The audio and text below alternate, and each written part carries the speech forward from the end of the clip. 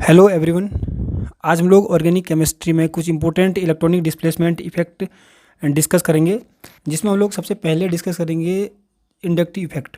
ठीक है, inductive effect के अलावा resonance effect, mesomeric effect, electromeric effect, hyper conjugation, सबके सब इलेक्ट्रॉनिक डिस्प्लेसमेंट इफेक्ट के अंदर आते हैं। जब आपको ये इफेक्ट को अच्छे से समझ में आ जाएगा, इनकी अंडरस्टैंडिंग अच्छे से हो जाएगी, तब हम लोग रिएक्शन मैकेनिज्म ईजिली सीख सकते हैं। ठीक है, तो स्टार्ट करते हैं सबसे पहले इंडक्टिव इफेक्ट। ठीक है, तो देखते हैं इंडक्टिव इफेक्ट होता क्या है, उसके बाद देखेंगे कि इंडक्टिव इफेक्ट के टाइप कितने होते हैं और इनकी एप्लीकेशन क्या क्या होती है। तो देखो, इंडक्टिव इफेक्ट क्या होता है? The process of displacement of sigma electron towards more electronegative atom और group is called inductive effect. ठीक है, एक सिंपल सा एग्जांपल लेके हम समझते हैं इसको। देखो, यहाँ पर मैंने दो मॉलिक्यूल ले रखे, ये H2 है। ठीक है, अब क्योंकि H और S के बीच में क्या जो इलेक्ट्रोनेगेटिव डिफरेंस होता है वो क्या होता है? जीरो होता है, क्योंकि दोनों एक जैसे एटम है। सपोज करो हम इसके बाद क्लोरीन और क्लोरीन भी ले सकते हैं। अगर जब दोनों के दोनों सेम एटम होते हैं तो इस बॉन्ड को हम लोग क्या बोलते हैं? Non polar bond. Non polar bond. ठीक है, नॉन पोलर बॉन्ड। अब देखो, अगर दोनों के दोनों जो एटम है बॉन्ड से जुड़े हुए वो अलग अलग टाइप के, जैसे यहाँ पर क्लोरीन है, यहाँ पर हाइड्रोजन है, तो जो बॉन्ड बनता है उसको क्या बोलते हैं हम लोग? Polar bond. ठीक है, अब देखो पोलर बॉन्ड में क्या होता है कि दो जो इलेक्ट्रॉन बीचों बीच में होते हैं, हमको लगता है कि इनके बीचों बीच में, वो बीचों बीच में नहीं होते हैं, वो क्लोरीन की तरफ ज़्यादा शिफ्ट हो जाते हैं। ऐसे एक बॉन्ड के अंदर दो इलेक्ट्रॉन हैं, वो क्लोरीन की तरफ ज़्यादा शिफ्ट हो गए हैं। ठीक है, तो इसी डिस्प्लेसमेंट क्या होगा? मतलब यहाँ से सिग्मा इलेक्ट्रॉन का डिस्प्लेसमेंट हो रहा है क्लोरीन की तरफ। ठीक है, किसकी तरफ? इलेक्ट्रोनेगेटिव एटम की तरफ। अगर सिग्मा इलेक्ट्रॉन चले जाते हैं या विस्थापित हो जाते हैं या डिस्प्लेसमेंट हो जाते हैं, तो उसी इफेक्ट को हम लोग क्या बोलते हैं? Inductive effect. समझना। अब इससे क्या होगा कि क्लोरीन पर क्या आएगा? डेल्टा नेगेटिव चार्ज, क्योंकि क्लोरीन पर इलेक्ट्रॉन ज़्यादा आ गए हैं तो उस पर नेगेटिव चार्ज आएगा, डेल्टा नेगेटिव, स्लाइटली नेगेटिव कहते हैं इसको। ठीक है, अब क्योंकि इस पर इलेक्ट्रॉन की कमी हो जाएगी, इसकी तरफ क्लोरीन की तरफ ज़्यादा शिफ्ट हो गए, तो इस पर क्या आएगा? Delta positive charge. ठीक है, अब यहाँ पर क्या है कि दोनों के दोनों एक ही जैसे एटम हैं, नॉन पोलर बॉन्ड है, तो यहाँ पर दोनों के दोनों इलेक्ट्रॉन होंगे बिल्कुल सेंटर के, बिल्कुल दोनों के सेंटर में होंगे, कहीं को भी डिस्प्लेसमेंट नहीं होगा, तो यहाँ पर इंडक्टिव इफेक्ट काम नहीं करता है। इंडक्टिव इफेक्ट वहीं पर काम करेगा जहाँ पर दो एटम होंगे डिफरेंट इलेक्ट्रोनेगेटिविटी वाले। आपको समझ में आ गया होगा कि क्या हो रहा है? सिग्मा इलेक्ट्रॉन का डिस्प्लेसमेंट हो रहा है एक तरफ को, किसी तरफ को? इलेक्ट्रोनेगेटिव एटम की तरफ को। उसको क्या बोलते हैं हम लोग? Inductive effect. तो डेफिनेशन में सब वही लिखा हुआ है। इसको हम लोग किससे रिप्रेजेंट करेंगे? आई से। आई का मतलब इंडक्टिव। ठीक है, आई यहाँ से आया। अब इस एग्जाम्पल को देके समझते हैं। तो देखो, ये क्लोरीन है, इसके साथ 3 कार्बन जुड़े हैं, 1 2 3। अब ये क्लोरीन क्या करेगा? इसके जो दो बॉन्ड के दो इलेक्ट्रॉन होंगे वो क्या करेगा? अपनी तरफ खींच देगा। तो ये एरो क्या दिखा रहा है कि इलेक्ट्रॉन क्लोरीन की तरफ ज़्यादा जा रहे हैं मतलब। ठीक है, तो क्लोरीन की तरफ अगर इलेक्ट्रॉन जाएंगे तो क्लोरीन पर डेल्टा नेगेटिव आएगा और इस कार्बन पर क्या आएगा? Delta positive.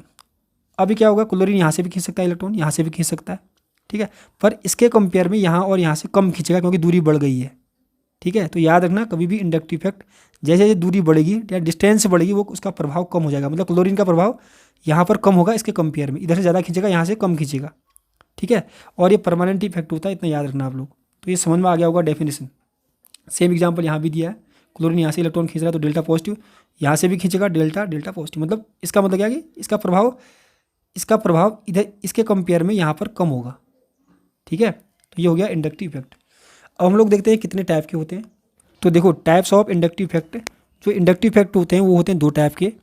एक को बोलते हैं हम लोग प्लस आई इफेक्ट, एक को बोलते हैं माइनस आई इफेक्ट। प्लस का मतलब अभी समझाएंगे, ये इलेक्ट्रॉन दे रहा होगा, अगर कोई इलेक्ट्रॉन देता है तो उसके आगे प्लस लगता है। आई का मतलब इंडक्टिव।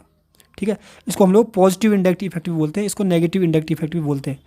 अब पॉजिटिव इंडक्टिव इफेक्ट क्या होता है उसको देखते हैं पहले। देखो, अगर कोई हमारे पास एटम है या कोई ग्रुप है जो कार्बन की तरफ इलेक्ट्रॉन दे रहा है, तो हम उस ग्रुप या एटम को बोलेंगे कि इसका इंडक्टिव इफेक्ट कैसा है? प्लस का है, क्योंकि कार्बन की तरफ इलेक्ट्रॉन दे रहा है, क्योंकि कार्बन को इलेक्ट्रॉन दे रहा है तो प्लस।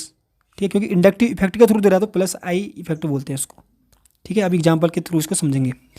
अब माइनस का मतलब क्या? माइनस का मतलब क्या होता है? विड्रॉ करेगा, इलेक्ट्रॉन निकालेगा, निकालने पर कम होता है इलेक्ट्रॉन। ठीक है, तो अगर कोई हमारे पास ऐसा एटम है या ग्रुप है जो कार्बन से इलेक्ट्रॉन को अपनी तरफ विड्रॉ करे, अपनी तरफ इलेक्ट्रॉन खींच दे कार्बन से, तो हम उस ग्रुप से बोलेंगे कि भाई इसका इफेक्ट कैसा है? माइनस आई इफेक्ट है। ठीक है, अब यहाँ पर क्या लिखा है? एटम्स और group withdraw electron from carbon. Carbon की जगह कहीं पर कुछ और भी लिखा होता है, मोस्टली कार्बन ही होगा। ठीक है, अब ये होते हैं, जैसे हमारे पास दो मैंने टेबल में रखे प्लस आई वाले ग्रुप, ये होते हैं कोई से भी, देखो कोई से भी एल्काइल ग्रुप है, ये टर्सरी एल्काइल ग्रुप है, ये हमारे पास एथाइल, यहाँ पर ये मिथाइल है। ठीक है। कोई से भी एल्काइल ग्रुप होंगे तो याद रखना उनका कभी भी प्लस आई इफेक्ट होता है, क्योंकि वो इलेक्ट्रॉन देते हैं, कार्बन की तरफ इलेक्ट्रॉन सप्लाई करते हैं, ठीक है। अब ये हो गया माइनस आई वाले, ये क्या करेंगे, जैसे NO2 हो गया, C6H5 हो गया, CN हो गया, COOH हो गया, कोई भी हेलोजन हो गया, तो ये क्या करते हैं, कार्बन से इलेक्ट्रॉन को अपनी तरफ खींचते हैं कभी भी। अगर खींचेंगे तो सिंपल बात है, क्योंकि कार्बन से इलेक्ट्रॉन खींच रहे हैं तो विड्रॉ कर रहे हैं ना, तो इनका इफेक्ट होगा माइनस आई इफेक्ट, ठीक है। एक एग्जाम्पल लेके समझेंगे। सपोज करो हमारे पास है CH2 और यहाँ पर है CH3, ठीक है। तो ये CH3 एल्काइल ग्रुप है, तो एल्काइल ग्रुप क्या करेगा, इस कार्बन को इलेक्ट्रॉन देगा, ठीक है, क्योंकि एल्काइल ग्रुप इलेक्ट्रॉन दे रहा है तो इसका इफेक्ट कैसा, प्लस आई इफेक्ट, समझ रहे हो। अगर मैंने यहाँ पर एक फ्लोरीन लगा दिया यहाँ पर, तो फ्लोरीन क्योंकि इलेक्ट्रोनेगेटिव होता है, फ्लोरीन क्या करेगा, इलेक्ट्रॉन खींचेगा कार्बन से अपनी तरफ, क्योंकि खींच रहा है तो इसको बोलेंगे माइनस आई इफेक्ट है इसका। तो आपको अब समझ में आ गया होगा, अगर कोई ग्रुप कार्बन की तरफ इलेक्ट्रॉन देता है तो उसका इफेक्ट कैसा होता है, प्लस आई। अगर कार्बन से इलेक्ट्रॉन खींचता है तो माइनस आई, ये है प्लस आई वाले, ये है माइनस आई वाले, ठीक है। अब हम पढ़ते हैं इनकी एप्लीकेशन पढ़ेंगे तो आपको ये प्लस आई और माइनस आई वाले कॉन्सेप्ट और भी इजीली समझ में आ जाएंगे। अब हम लोग डिस्कस करेंगे एप्लीकेशन ऑफ इंडक्टिव इफेक्ट, ठीक है। कुछ एप्लीकेशन मैंने यहाँ पर डिस्कस की हैं, वैसे बहुत सारी इसकी एप्लीकेशन होती हैं, उसको समझने की कोशिश करते हैं। तो देखो स्टेबिलिटी ऑफ कार्बोकैटायन, देखो हमको क्या पता है कि 1 डिग्री कार्बोकैटायन होता है, 2 डिग्री कार्बोकैटायन और 3 डिग्री कार्बोकैटायन होता है, ठीक है। अब 1 डिग्री कार्बोकैटायन इसको क्यों बोल रहे हैं, क्योंकि जिस कार्बन पर पॉजिटिव चार्ज है वो कार्बन सिर्फ एक कार्बन से जुड़ा है, इसको बोलते हैं 1 डिग्री कार्बोकैटायन। यहाँ पर देखो इस कार्बन पर पॉजिटिव चार्ज है, 2 कार्बन से जुड़ा है तो ये 2 डिग्री कार्बोकैटायन। जिस कार्बन पर पॉजिटिव चार्ज है वो 3 कार्बन से जुड़ा है तो उसको क्या बोलेंगे, 3 डिग्री कार्बोकैटायन, ठीक है, ये सबको आता है। अब इसमें से ज़्यादा स्टेबल कौन सा है, कम स्टेबल कौन सा है, वो हम लोग इंडक्टिव इफेक्ट के थ्रू इजीली एक्सप्लेन कर सकते हैं। देखो कैसे, मैंने क्या बोला कि एल्काइल ग्रुप क्या होता है, इलेक्ट्रॉन डोनेटिंग होते हैं, इलेक्ट्रॉन देने वाले होते हैं, उनका इफेक्ट प्लस आई होता है। अब इससे पहले डिस्कस किया था, तो इसका देखो इसमें एक एल्काइल ग्रुप है, इसमें 2 एल्काइल ग्रुप है, इसमें 3 एल्काइल ग्रुप है, ठीक है। अब यहाँ पर एक चीज़ समझना, कार्बन पर पॉजिटिव चार्ज है, ठीक है, कार्बन पर पॉजिटिव चार्ज का मतलब क्या होता है कि कार्बन में इलेक्ट्रॉन की कमी है, तो इस पर भी पॉजिटिव है, इस पर भी, तो 3 के 3 जो कार्बन है उनमें इलेक्ट्रॉन की कमी है, ठीक है। अब हमको क्या करना है कि इसको, इस कार्बन को जिस पर कमी है, अगर हम कहीं से इसको इलेक्ट्रॉन देते हैं तो वो कार्बन स्टेबल हो जाता है, समझ रहे हो। अगर किसी पर पॉजिटिव चार्ज होता है केमिस्ट्री में, अगर कहीं से उसको इलेक्ट्रॉन मिल जाते हैं तो वो मतलब स्टेबल हो जाता है। तो सेम यहाँ पर भी कहानी है, देखो इस कार्बन पर पॉजिटिव चार्ज है, पर इसके साथ 3 एल्काइल ग्रुप जुड़े हैं जो कि इलेक्ट्रॉन देंगे इसको। सपोज करो इसके पास 100 इलेक्ट्रॉन की कमी है, इसके पास 100 इलेक्ट्रॉन की कमी है, 25 इसने दिए, 25 इसने दिए, 25 इसने दिए, तो कितनी कमी रह गई, 25 की और कमी रहेगी, क्योंकि 100 कमी है, 25 सभी ने दे दिए, तो इसके पास कितनी कमी रहेगी, इसके पास रहेगी अभी 25 की कमी रह गई, ठीक है। क्योंकि अब इसके पास भी 100 इलेक्ट्रॉन की कमी है मान रहे हैं स्टार्टिंग में, तो 25 इसने दिए, 25 इसने दिए, तो अभी कितनी कमी बच गई इसके पास, अब बच गई 50 की कमी।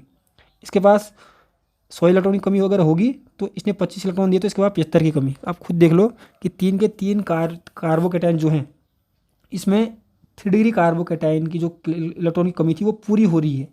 कम मतलब इस पर कमी तो है भी पर कम कमी है, मतलब 25 कमी है, इस पर 50 कम है, इस पर कितने कम है, 75 कम है। तो ये जो कार्बोकैटायन है वो स्टेबल होगा। कहने का मतलब क्या होता है कि जितने ज़्यादा एल्काइल ग्रुप होंगे वो उस कार्बन को इलेक्ट्रॉन देकर उस कार्बन की स्टेबिलिटी बढ़ा देते हैं, इसलिए 3 डिग्री कार्बोकैटायन ज़्यादा स्टेबल होता है। सेम यहाँ पर वही लिखा हुआ है, the stability of carbocation is increased by plus I effect of alkyl group. तो देखो दूसरा जो एप्लीकेशन है वो है acidic strength of carboxylic acid. तो देखो कार्बोक्सिलिक एसिड होते हैं, हमने पता है क्योंकि वो H+ आयन देते हैं और कार्बोक्सिलेट बनाते हैं। तो देखो ये भी, इसमें भी O के साथ ऐसे है, अगर इसको वाटर में डिजोल्व करोगे तो H+ आयन ये भी देगा, ये भी देगा, तो दोनों के दोनों एसिडिक है, ठीक है। पर ज़्यादा एसिडिक कौन सा है, स्ट्रॉन्गर एसिड कौन सा है, वीक एसिड कौन सा है, वो हमको इंडक्टिव इफेक्ट से पता चलता है। देखो कैसे पता चलता है, इसमें देखो इस वाले में पहले इसमें क्या लगाया, एक क्लोरीन लगाया, क्लोरीन एटम। क्लोरीन क्या करता है कि क्योंकि इलेक्ट्रॉन विड्रॉइंग होता है, इसका माइनस आई इफेक्ट होता है, अभी आपने टेबल देखी होगी। तो क्लोरीन क्या करेगा, इस कार्बन से इलेक्ट्रॉन खींचेगा, ठीक है, ये कार्बन यहाँ से इलेक्ट्रॉन खींचेगा, ये कार्बन ऑक्सीजन से इलेक्ट्रॉन खींचेगा, तो ऑक्सीजन क्या करेगा, इस बॉन्ड से इलेक्ट्रॉन अपनी तरफ खींचेगा। तो कुल मिला के क्लोरीन यहाँ से इलेक्ट्रॉन खींच रहा है OH बॉन्ड के इलेक्ट्रॉन, जिससे OH बॉन्ड क्या होगा, वीक, कमजोर हो जाएगा, और कमजोर हो जाएगा तो वाटर में डिजोल्व करते ही क्या करेगा, H+ आयन ये आसानी से देगा, और जो आसानी से यानी ईजिली अगर H+ आयन जो देता है वो क्या होता है, ज़्यादा एसिडिक होता है, ठीक है, जबकि इसमें कोई ऐसा ग्रुप लगा नहीं है, ठीक है, इलेक्ट्रॉन खींचने वाला। तो समझ में आ गया होगा कि माइनस आई इफेक्ट वाले ग्रुप कभी भी एसिडिटी को बढ़ाते हैं और प्लस आई वाले ग्रुप कभी भी एसिडिटी को घटाते हैं। तो थर्ड जो इसका इंडक्टिव इफेक्ट का एप्लीकेशन है वो है बेसिटी ऑफ एमीन्स। तो देखो एमीन्स क्या होते हैं, बेसिक होते हैं। कैसे बेसिक होते हैं, लुईस बेस होते हैं, क्योंकि सभी के पास लोन पेयर होता है, ठीक है, सभी के सभी लुईस बेस हैं। अब इसके अंदर भी हमको डिसाइड करना है इंडक्टिव इफेक्ट के बेसिस पर भी ज़्यादा कौन सा बेसिक होगा, ठीक है। अब यहाँ पर हम गैसियस फेज की बात कर रहे हैं, ठीक है, याद रखना। गैसियस फेज में देखो, गैसियस फेज में क्या होता है, तो 3 डिग्री एमीन होता है ना, वो ज़्यादा बेसिक होता है। ज़्यादा बेसिक का मतलब कि इजीली इलेक्ट्रॉन डोनेट कर देगा ये, ठीक है। क्यों करेगा आप समझ सकते हो, इंडक्टिव इफेक्ट के बेस पर इसका प्लस आई इफेक्ट होता है। तो वो क्या करेगा, CH3 इस कार्बन को, इस नाइट्रोजन को इलेक्ट्रॉन देगा।